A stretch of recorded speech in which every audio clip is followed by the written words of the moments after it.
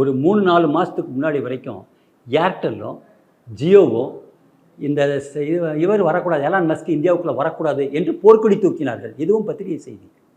வரக்கூடாதுன்னு தூக்குனாங்க. ஏன்னு கேட்டப்போ, இவங்க வந்தாங்கன்னா எங்கள் பிஸ்னஸ் அடிபட்டு போயிடும் என்று 2 பேரும் போர்க்கொடி தூக்குனாங்க. இப்போ திடீர்னு நம்ம பிரதமர் இதுக்கு போயிட்டு வராரு, அமெரிக்கா போயிட்டு வராரு, எலான் மஸ்கை பார்க்குறாரு, திருப்பி இங்கே வராரு. என்ன நடந்ததுன்னு தெரியல.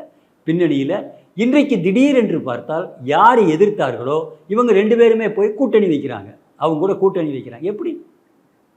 அவங்க கூட சேர்ந்து ஏன் ஒப்பந்தம் போட வேண்டிய அவசியம் என்ன இருக்குது? இன்னும் அரசாங்கம் எதுவும் வெளியிடலை. எந்த விதமாக லைசன்சிங் ஸ்கீம் இதை பற்றியும் தெரியாது. எவ்வளோ செலவாக போகுதுன்னு தெரியாது. எதுவும் தெரியாத பொழுது நாங்கள் கூட்டணி வச்சுக்கிட்டோம், நாங்கள் பிஸ்னஸ் இங்கே செய்ய போகிறோன்னு சொல்வது வேடிக்கையாக இல்லையா? ஆனால் வேடிக்கை இல்லாமல் செய்தியை ஒரு உண்மை போல் ஆக்கிட்டாங்கல்ல. இன்றைக்கி இந்தியாவில் வரப்போது சர்வீஸுன்ற எண்ணத்தை உருவாக்கிட்டாங்கல்ல. அரசு ஏன் இதை கண்டிக்கவே இல்லை? அரசு கண்டிக்க வேண்டாமா? எந்த லைசன்ஸும் கொடுக்காத பொழுது நீங்கள் எப்படி செய்கிறீங்க என்று கேட்கவாது வேண்டாமா? இன்றைக்கி வரைக்கும் கேட்கலையே. அப்போ என்ன நோக்கம் இருக்குது? ஒருவேளை அரசுக்கு தெரிந்தே தான் இவர்கள் செய்கிறார்களா? சந்தேகம் எழும்பல சாதாரண மக்களுக்கு.